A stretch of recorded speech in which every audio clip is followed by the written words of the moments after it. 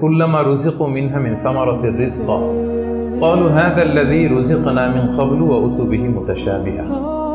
আমরা যখন জান্নাতে যাব, আমাদেরকে জান্নাতের যখন কোনো ফল দেয়া হবে, লেটস সে অ্যাপেল দেয়া হলো খাওয়ার জন্য, এই অ্যাপেল দেখেই মানুষ বলবে এই তো আপেল তো দুনিয়াতেও খাইছে। এটা তার মানে দুনিয়াতে যে খাইছে এই সেন্স কিন্তু আমরা ভুলে যাইনি।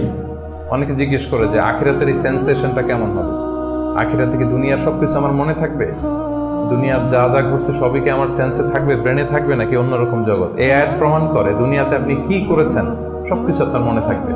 ফলে অ্যাপেল যখন দেয়া হবে দেখেই বলবে উতু বিহি মুতাশাবিহা, এরকম আপেল তো আমাকে দুনিয়াতে দেয়া হয়েছে, আর এটা তো আপেল, তো এখানে না কি ডিফারেন্ট কিছু দেয়া হবে, তো আপেল দিতেছে কেন এখানে?